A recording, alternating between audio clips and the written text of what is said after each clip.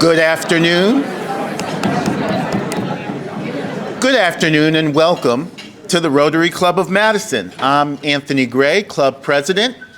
Thank you so much for being here today. Please remain standing for the opening patriotic song. Robert Reed will lead us in the singing of the national anthem, followed by Let There Be Peace on Earth with Darren Harris on guitar and Robin Ryan on violin.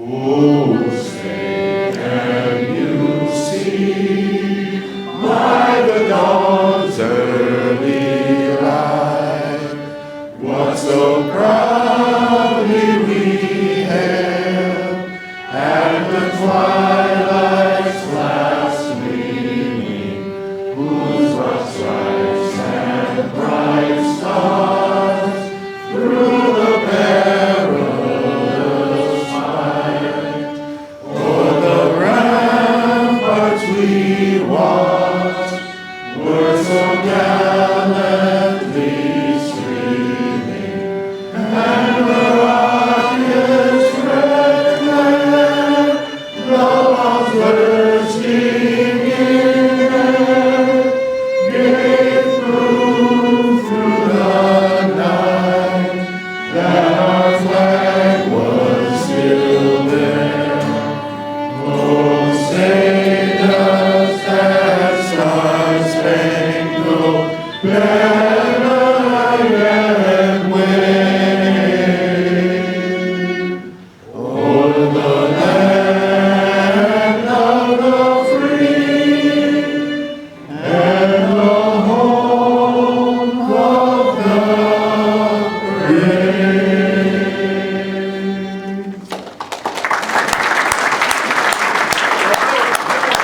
Take your seat if you like. Just want to let you know, of course, we're living in a time where things are a little bit challenging right now. We have lots of political division. We have lots of not accepting people for who they are. And it's so one of the things that Rotarians, serve to the community is we can help start, make peace on earth. So this is from the Rotary Committee for Rotarians to know what our role is with the world's climate.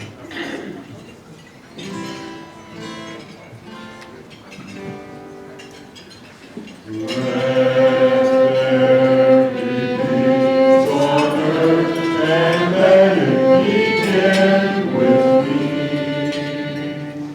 Let there be peace on earth, the peace that was meant to be.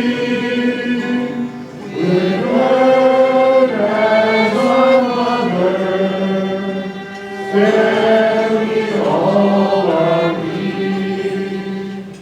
Let us walk with each other in perfect harmony.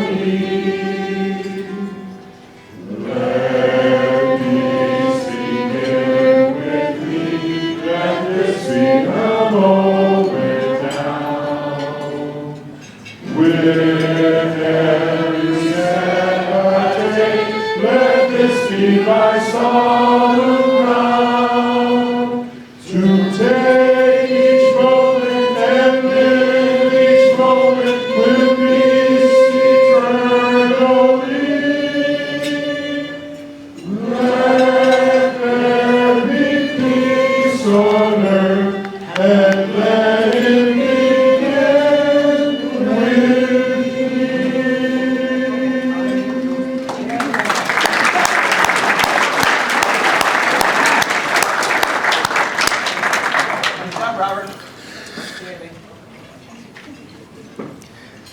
Today's meeting sponsor is Lisa Smith and the Girl Scouts of Wisconsin Badgerland. Lisa, if you're here, would you please stand?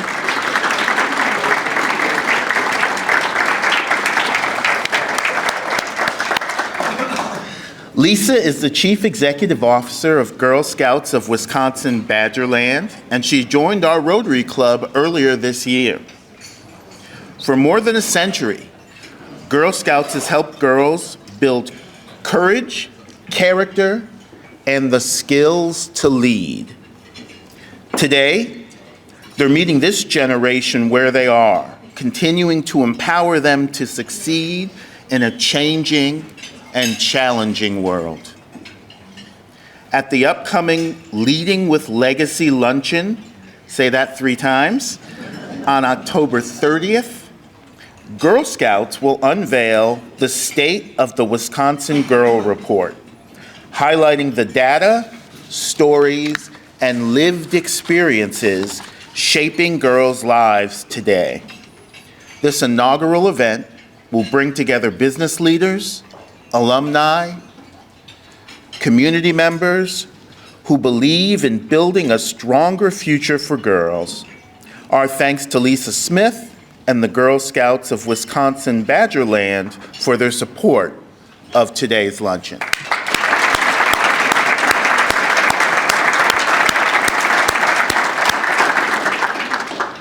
I would now like to welcome former President Charles McLymans to the podium to introduce today's guests. Thank you, President Anthony. When I announce your name, please stand up and remain standing. So our guests today are Omi Baldwin is a guest of Cheryl Cato. Caitlin Bausch is a guest of Cedric Page. Jessica Brooks is a guest of Lisa Smith. Josh Beluvko is a guest of Rowan Childs.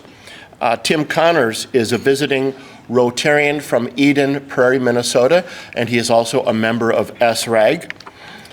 Ben Jones is a guest of Stephen Elke. Nicole Soulier is a guest of Cheryl Cato. Davida Walker is a guest of Cheryl Whitkey. Candace Welsh is a guest of Fred Mose. Lori Zuckerman is a visiting Rotarian from Boise, Idaho, and is also a member of SRAG. And Denise Hansen is a guest of myself, Charles McLymans. Welcome, everyone.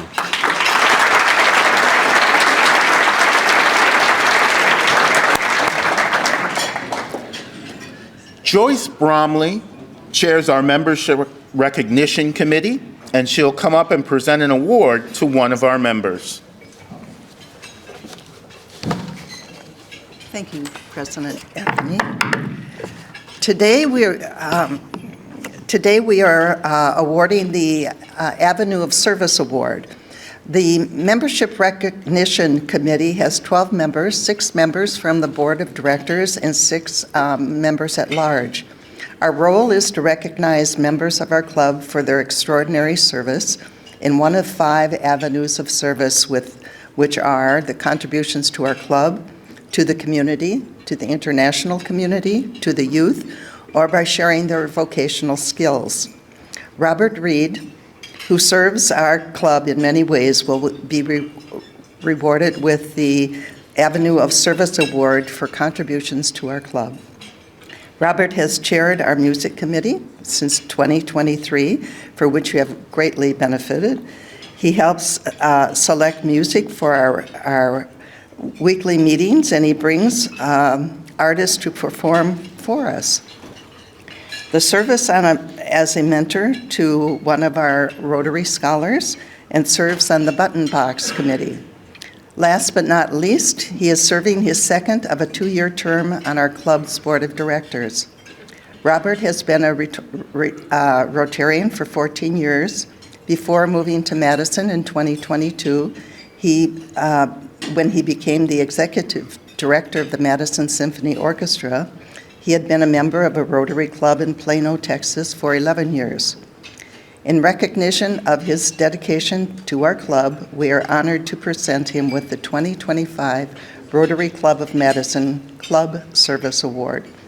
Robert, please come forward. So we may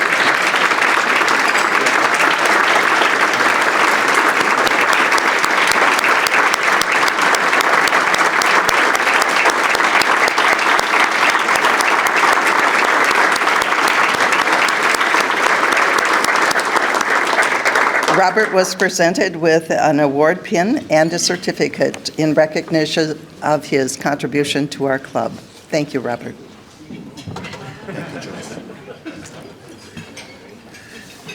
I have a few quick announcements to make. Our Going Green Fellowship Group continues to collect lithium batteries through the month of October. There's a link in Friday's email with a listing of the types of lithium batteries you can drop off at the designated table in our meeting room. I see someone showing examples. Next, a reminder that next Wednesday, October 15th, we will not have a noon luncheon. Instead, we will meet from 4:30 to 6 at the Park Hotel's top of the park on the 8th floor. We won't have a formal agenda that evening. It'll be a cash bar with hors d'oeuvres. The new Madison Police Chief, John Patterson, will talk for 10 minutes starting at 5:15 and will then answer questions informally. You still need to make a reservation for this event so we know how many to plan for, and we hope you can attend the evening meeting on October 15th. Is Brian Chan here today? I do not see him. I just wanted to give a quick shout out to Brian, who was pictured on the cover of this month's In Business magazine and was interviewed about his business, SuperNet, in an article about AI data centers. Fascinating topic, and Brian is an expert in the discipline.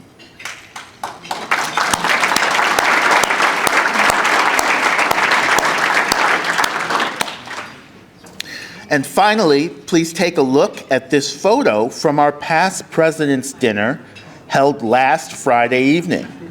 If you are a past president of our club, would you please stand?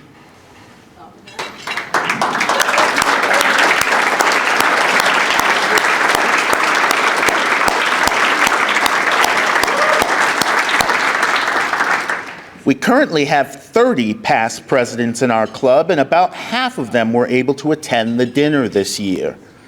A big thank you to Melanie Ramey for organizing the event, and they hope to make it an annual tradition. I look forward to it next year.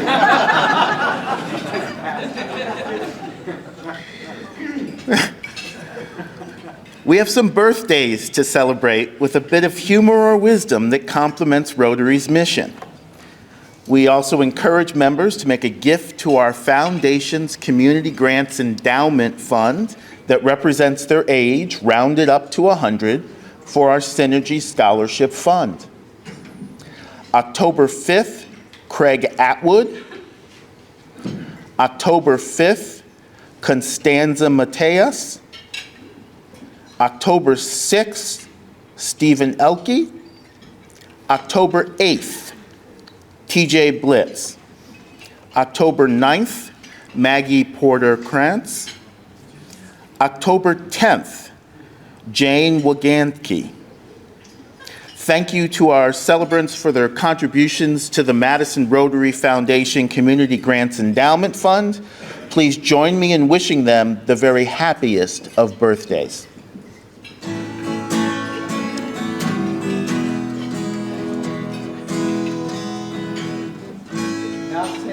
Happy birthday to you. Happy birthday to you. Happy birthday, dear Rotarians. Happy birthday to you.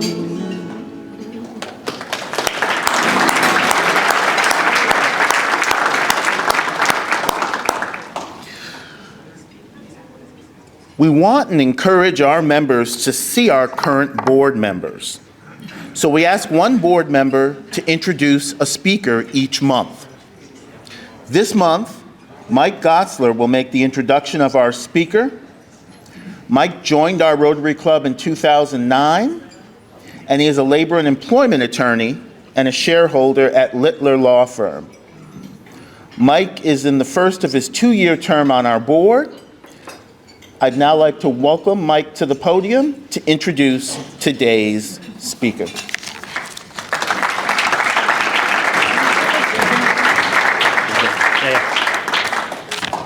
Thank you, President Anthony. They gave me a script. I'm just going to go off it for a moment. Don't worry. Don't worry, Pat. So obviously we're not at our regular location for our club meeting today. Usually we're, up on the square. So one of the things I noticed just practically, kind of behind the scenes, because I got here a little early today, is that affects our music committee, our wonderful, talented music committee folks, right? And so how awesome is our club and talented as a group that we can have folks like Darren and Robin and Robert just basically set up shop.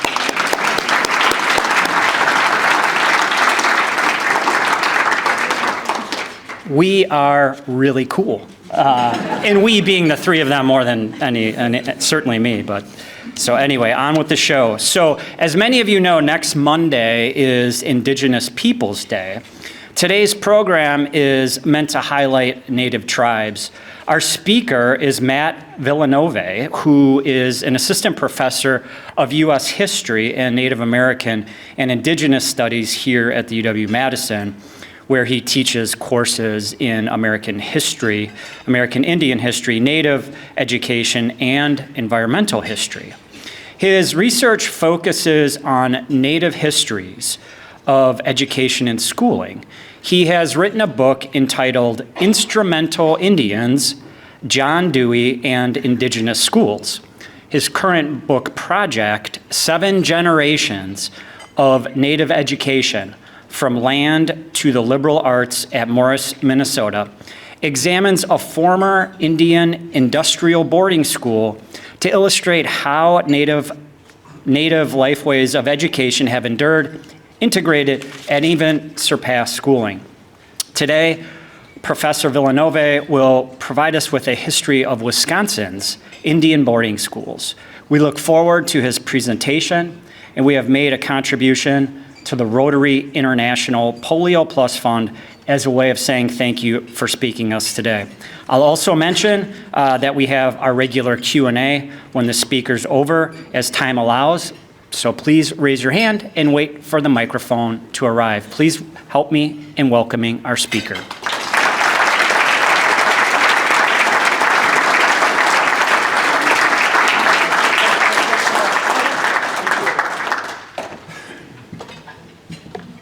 Hello, everybody. Bonjour. Ani, can you hear me? Yes. All right. Brilliant.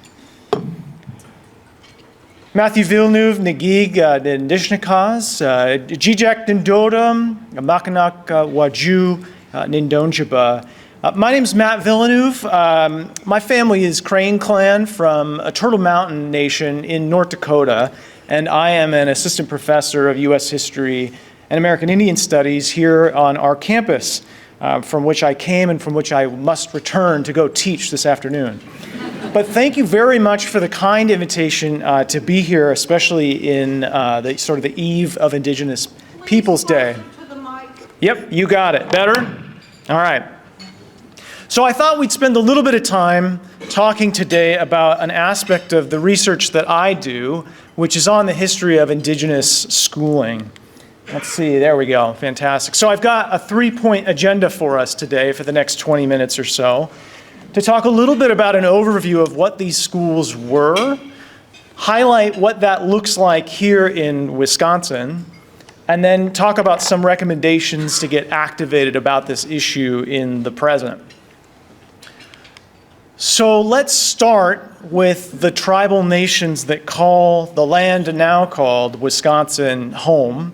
There are 12 indigenous nations in our state, 11 of which are federally recognized.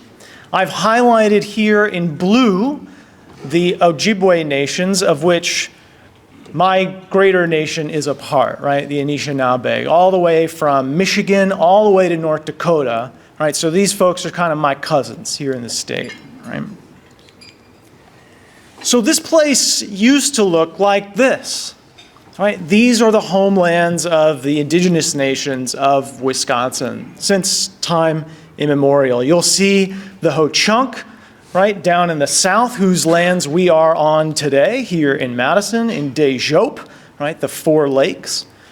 stretching all the way up to Dakota people who were removed to Minnesota and then out to the Dakotas, the Menominee, and then of course the Ojibwe, the Potawatomi in the north. And so over time, beginning in perhaps we'll say the 19th century, this land was transformed into something that looked like this. All right, this is a map of Wisconsin's American Indian treaties. There are about 16 such treaties that carved up the state of Wisconsin between the 1800s and 1860. Most of these treaties stem from the 1820s and 1830s. And these treaties essentially changed the map one more time, right? Ceding land to the United States, and that land was then open to settlement. This is a land survey map from the 1860s. You can start to see the counties of Wisconsin emerging from this map. Now, these treaties are important because they're still the law of the land today, but one of the artifacts of those treaties are a school system. Many of these treaties, in exchange for ceding land, promise education to Native nations. And that promise is alive today. But for about 100 years, let's say between 1879 and 1975, the federal government got to choose what those schools looked like, what they taught, and more importantly, what kind of knowledge they did not perpetuate.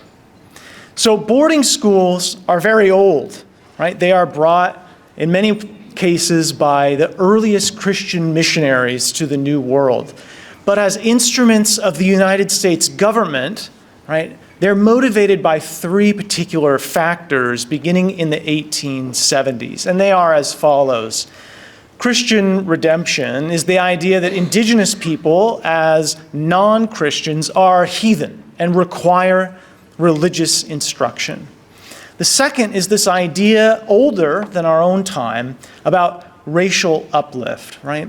Boarding schools are created in a moment in American history before racial science exists.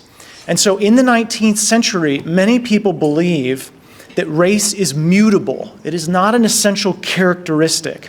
And so as a result, people can be uplifted, right, from a state of racial savagery to a state of racial barbarism to a state of racial enlightenment called civilization. And schools could operate as a kind of time machine to move backwards people along this spectrum, right? And finally, settler colonialism, the fancy term that historians and scholars like me describe as the pattern of colonialism whereby settlers need land to live on, right? So we're constantly looking at people trying not to create colonies to create markets or extract wealth, but actually places to live, right? So these are the three primary factors that motivate American Indian boarding schools. And so they become really the ideal technology for something we call assimilation, right? This project of changing indigenous people into something that they're not, right? Something else, by means of a different pattern and way of living. So these institutions come to Wisconsin, and there's really sort of three modes of which they emerge from. The first, right, are day schools. So day schools like this pictured here, photo from the Wisconsin Historical Society, right, are placed in the heart of indigenous communities, right, in village sites. And they operate much like one-room schoolhouses, right? So students will go to school for the better part of the day, but at the end of the day, they come home. They live with their parents. And so school administrators who are interested in erasing these native languages, fraying the bonds of native community, complain that these schools aren't working, right? If you're trying to eliminate a native language, if you're trying to replace a native religion, right, having kids go home at the end of the school day, right, is kind of insufficient. So this leads to a second kind of school that's created in Wisconsin, an on-reservation boarding school, right? So these are boarding schools that operate as total institutions. You can control the environment if students don't go home at the end of the school day. And yet, administrators also realize if we build these schools on reservations, we're still in the heart of indigenous communities. Parents are very much invested in their children. And so this leads to a third kind of institution, the infamous off-reservation boarding school, right? An institution that I tell my students is animated by the Alcatraz theory of the prison, right? The prison that doesn't require walls, because if you were to escape from that institution, where do you go, right? That is the rationale of the off-reservation boarding school, right? Institutions that are constructed hundreds of miles from Native communities. And they are the brainchild of this guy, so famous, perhaps you may have encountered him before. His name is Richard Henry Pratt. He is a former military officer, and he was a subordinate under a famous general, General Philip Sheridan, who once, perhaps apocryphally, said, "The only good Indian is a dead Indian." Pratt disagreed with that sentiment. And he said, right, "A great general has said that the only good Indian is a dead one. I disagree, right? Instead, we should kill the things that make Native people native and save the man," right? This is the perfect distillation of those ideas of racial uplift. And Pratt says the way to do that is through boarding schools. And so he creates the very first off-reservation industrial boarding school in Carlisle, Pennsylvania. And it looks like this. You'll note that many of the students, in fact, almost exclusively, are wearing military uniforms, right? Pratt believed that this kind of discipline as a former Army officer was integral, right, to disciplining Native identity, ordering the school day, right? A totalizing environment. This is an example of one of the photographs that Pratt had commissioned. He hired a photographer to essentially create PR materials to sell the United States government on this idea. He said, our institutions, right, are like time machines. We can show the impact of what they do by what are known as before and after photographs, right? What Native people look like, what they represent, what their cultures might appear to be, right, before boarding school versus after. And this is a Dene man, a Navajo young man by the name of Tom Torlino. He becomes the most famous face of Carlisle, right? You see this image increasingly in US history textbooks as an example. Here is a photograph of him, his first day at Carlisle. Pratt, you can see, is sitting on the bandstand on the campus in the background here. Right? So Tom, right, perhaps exemplifies what these boarding schools are attempting to do to Native people, boys and girls. But it's not just individuals, right? It's entire communities that boarding schools believe that they can ultimately transform. So here is another genre of the before and after photograph, but based on a class or a group, right, of incoming students. A couple years ago, the New York Times created a lovely map. It's not very legible, but it tries to track where students came from who ended up enrolled at Carlisle. And you'll see some of the places on this map, right, reflect the concentrations of indigenous people and their reservation communities. So we see this in Indian Territory, what is now Oklahoma. We also see it in the Four Corners region in the Southwest, and in Wisconsin and the Great Lakes, right? Many students were sent from our state to Carlisle, the very first off-reservation industrial boarding school. Pratt was successful. He sold the United States government on this model. And ultimately, 28 off-reservation industrial boarding schools were built across the entire country. Here is a map of what those institutions, their geographic spread looked like. Here is an example of what they actually looked like. I'm clicking dramatically. Here we go. Here's the reveal, right? They ran the gamut. from abandoned military bases to former church buildings, all the way the largest in Sherman, California, all the way to Alaska. And 2 existed in Wisconsin, right? One in Tomah and the other in Wittenberg. These are photographs from the Wisconsin Historical Society. So this is an ongoing research area for historians like myself. So I can sort of report back what we know today, but we'll know more tomorrow. So the federal government counts in its investigative reports begun under Joe Biden, and importantly, the first Native person to be the Secretary of the Interior, Deb Haaland, in the previous administration, right, began counting how many institutions received federal dollars. And we're still counting. So the number is at about 500 boarding schools that were supported by federal dollars. There were 28 of the off-reservation schools, the most infamous ones.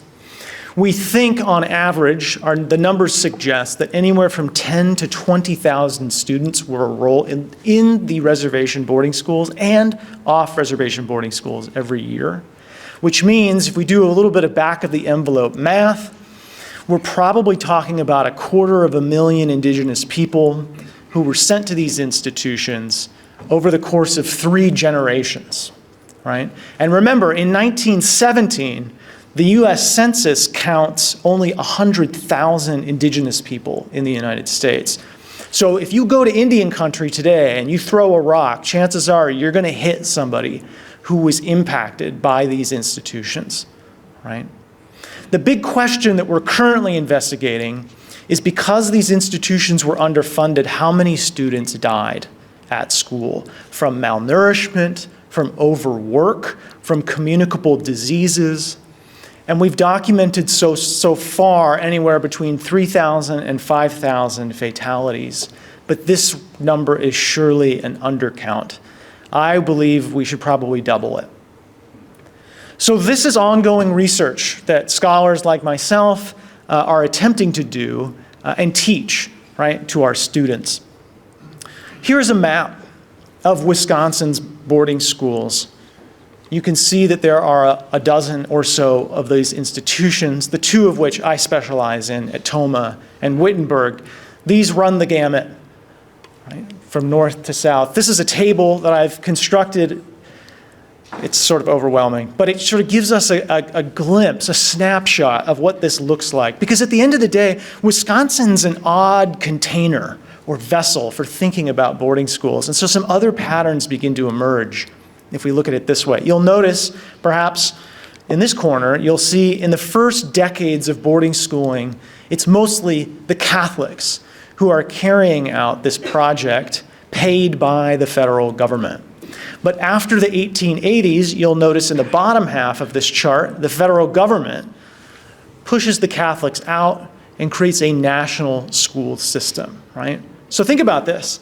This is very different from how we normally think about schools in the United States.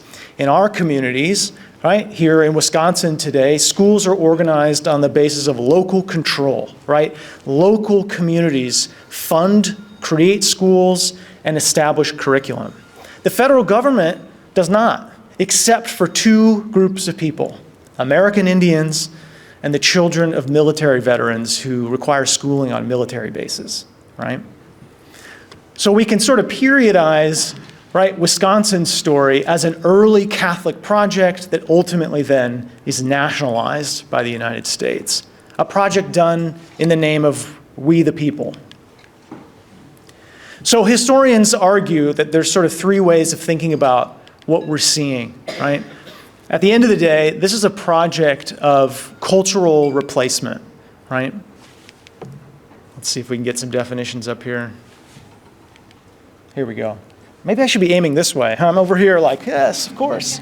All right, first, right, this is ultimately a project of dispossessing Native people of culture and loosening their grips, right, on land.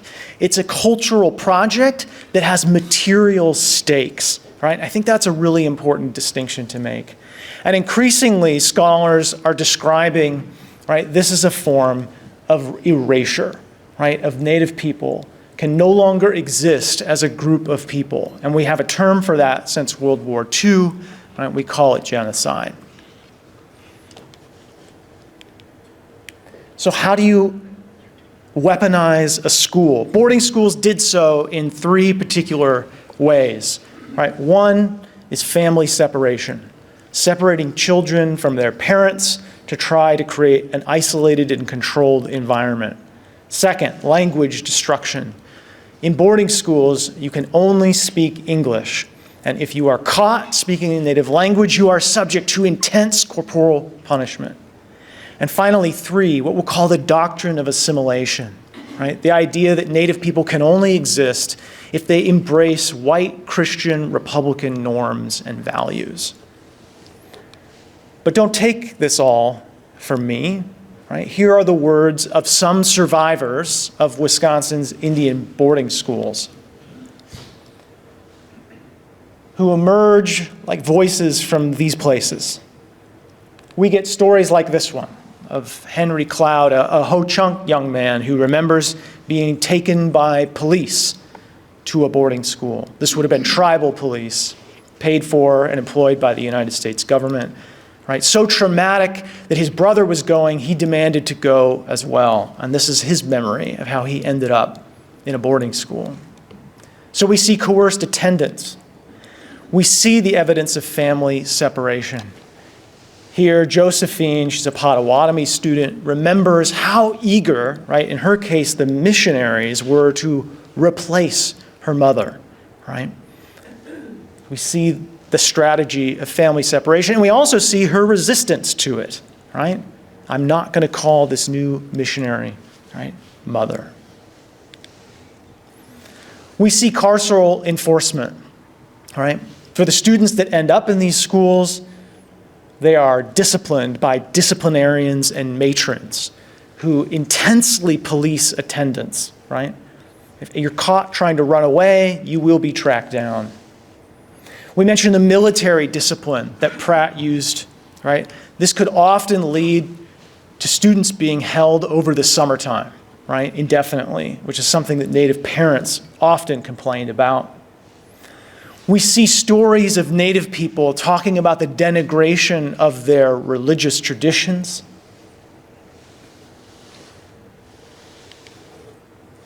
We see evidence of the degrading punishment.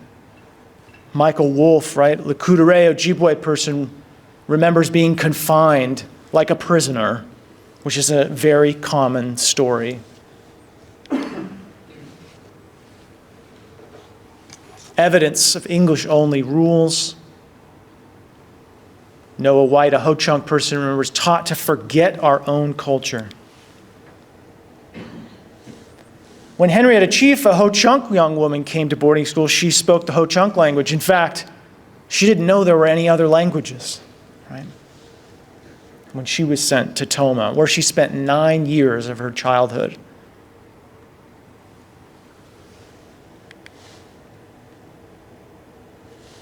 Reuben Snake, another Ho-Chunk student, remembers everything was controlled.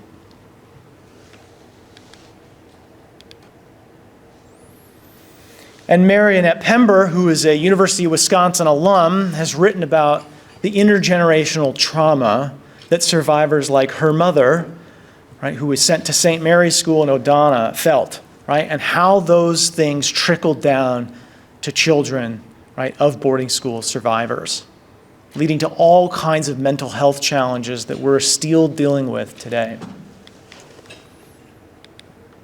So, what are you seeing?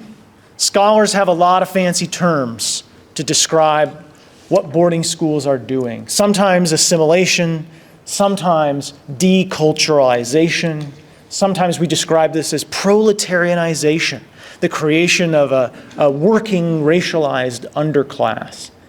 Other scholars call this incorporation, or perhaps integration. Yet, ethnocide and ultimately genocide, right, are the current state of the field. So, I tell my students that this is the best way to think about what boarding schools are doing. It's all those things, but ultimately, this is the project, right? To manipulate individual Indigenous children's identity formation, to not allow them to grow up thinking and understanding and believing that they're Native, so as to make Native nations impossible, right? Native nations themselves. It's to disrupt social reproduction, right? Which leads to art by this particular artist, right? Thinking about what has happened, right? As a result of boarding schools. So we've talked a lot about harm in our last 2 minutes here. Let's talk a little bit about, right, what we're doing about this important history and legacy. We're pursuing truth and healing, right, is what Native people are doing in cooperation with their allies. So the first thing we're doing is we're recovering stories of resistance, right? That Native people were not passive victims, right? In fact, there are many examples of individual acts of resistance and collective resistance, which I've listed here. My favorite of which, right, is a Menominee young woman named Lizzie from our state who, instead of going to boarding school, right, decided to burn it down. Right? We're also cataloging schools. We're still trying to figure out how many campuses there were, right? Toma today is now a veterans clinic, right? You can go there. There is no signage, no interpretation, no recognition that it was a former boarding school. We have no idea how many students might be buried there. We're also searching for those students who were lost. Here's an example of the Oneida Nation of Wisconsin, who discovered a student named Ophelia was buried at Carlisle, and the nation decided to repatriate her remains back home to Wisconsin, right? We're also pursuing new research, such as Mike in his introduction mentioned. The book I am writing is about a boarding school in Minnesota where my great-grandfather, Grandpa Joe, was sent in the year 1900. He lived in that building, the boys' dormitory building. We're also organizing voters. If you want to pursue any assistance to this effort, you can join the largest grassroots activist organization called Native American Boarding School Healing Coalition, or NABS for short. This QR code will take you to their website, or you can also just Google NABS.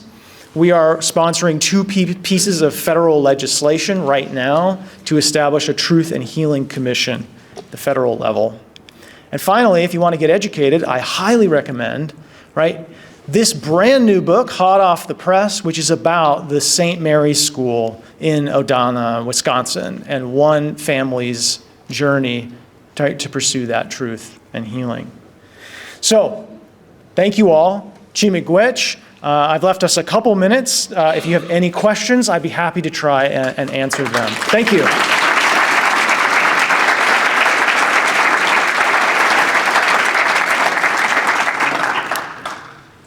Hi, I'm Larry Hansen. Hi, Larry. Thank you for your talk. I know it's really hard on the parents when they lose a child, and that's really awful if you don't even know that you lose a child. But I was wondering if you've been able to look into how many people died at boarding schools that weren't Indian boarding schools versus how many people died at boarding schools that were Indian boarding schools, and whether there's a big difference. Yeah, this is an ongoing research question. And so doing that kind of comparative analysis would be very valuable. It has not yet been done because we are still trying to document how many students died in Native boarding schools first and foremost. Yeah. Thank you. Hi, my name's Josh. Hi, Josh. I got my master's degree in Indigenous Studies and studied the same topic. Fantastic. Welcome. A true subject matter expert. So I know that Canada has done a lot of reconciliation with the TRC, and I'm wondering if you could speak to what a similar effort in the United States would mean for American Indian tribal nations. Great question, Josh. Yes, so for those of you who may or may not know, in Canada, right, in 2015, there was a Truth and Reconciliation Commission that was established to deal with some of these issues in Canada. And that included doing a bunch of research to track down who are we talking about, how many people are we talking about. It invited survivor testimony, right, to come and to establish, right, what happened on the historical record. And it ended with financial reparations, right, to Indigenous people. Native people in the United States face slightly different challenges about this process. One is that in Canada, First Nations people represent about, a large percent of the population, even though they're smaller in number. Native people in the United States are about 2%, right, of the United States, so we're a very tiny minority. So in terms of our voting power, we're sort of very limited ability to sort of motivate legislation. So what we're doing right now is we're proposing what we're calling a Truth and Healing Commission. It importantly involves no financial reparations. It establishes a commission that would do further research and then make recommendations, which could include, right, repatriation and reparations. So that's where we're at right now, is trying to get that through Congress. Yeah, thank you. I'm John Hayes, and my question is, my grandfather was born in White Earth Reservation, northern Minnesota. Fantastic. There's no record of his birth. Aha. How do you do your research without any records to go by?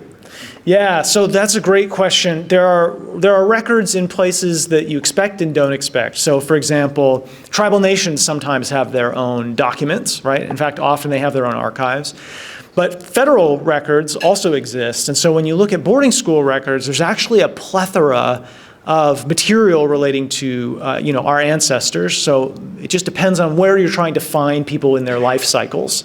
So boarding school students could range from as young as 5 years old on reservation schools. Older students generally tended to go to the off-reservation schools, which could be anywhere from 15 to 20 years of age. And so there's a lot of, maybe not birth records in boarding school records, but there are plenty of information about enrollment, who your parents are, where you live, did you receive an allotment, are you a voter, are you a citizen yet, right? These kinds of questions. So I primarily use federal archives, right, which are currently closed. Thanks again for Yeah. sharing all the information. One of the many surprising things I heard was how recently, I think you said if you were to put an end in this time frame of American Indian boarding schools, I think you said into the 1970s? Yes, so the Indian Education and Self-Determination Act is passed in 1975, and that allows tribal nations to begin to contract on their own to open schools. Okay. 7 of these boarding schools are still open today. Okay, yeah, that was my question was, what brought about the end, the Yeah. final demise, if that's an apt description? Thank you. That is a great question. Yeah, indeed. So increasingly, beginning in the 20th century, in the 19-teens, there's this big debate about how expensive these institutions are. So many non-native people begin to say, well, these boarding schools, they've got brass bands, there's going to church service, they got football teams.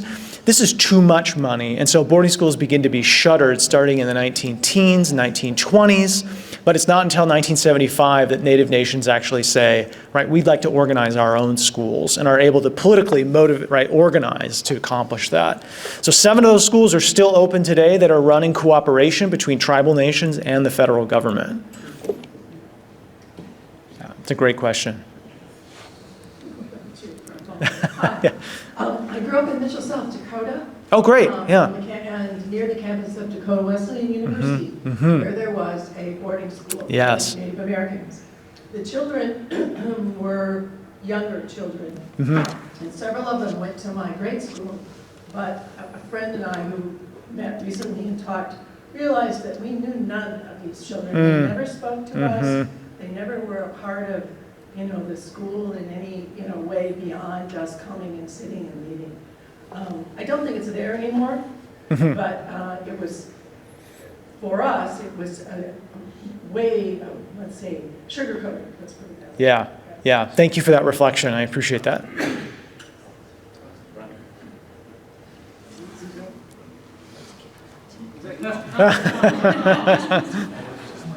Since when you did talk? So with the legislation Yes. may not have a good chance of succeeding federally right now. Is there any effort in the state of Wisconsin to do something similar for Wisconsin? Not that I know of, but there could be. One thing I'll say is that family separation is a strategy pursued by the federal government currently. It's a horrendously impactful policy. One of our senators in the first Trump administration, introduced a piece of federal legislation to stop family separation at the border. So if you are so inclined, you can call Ron Johnson and thank him for sponsoring that legislation and tell him to reintroduce it to stop ICE from using family separation as a tool of enforcement of our immigration laws. Have any of the parochial, Yes. the parochial schools, boarding schools, have any of those, I saw they were Lutheran and Catholic, have Yes. they come forward to help with some reconciliation, independent of the federal government? It's a great question. It's a mosaic of responses. Some groups of nuns in particular are very animated about getting ahead of this history and doing their own work of pursuing truth and healing. Other groups are not, and in fact, they will not share their records. So this is to go back, Josh, was it? Josh, to your question, one of the things that federal legislation would do would give the commission subpoena power to tell churches, if you received federal dollars, you need to make your records accessible to Native researchers. That would be probably very important, right? Yeah. Mr. President? I think it's time for us to thank our speaker. Thank you very much. Appreciate it. Rich.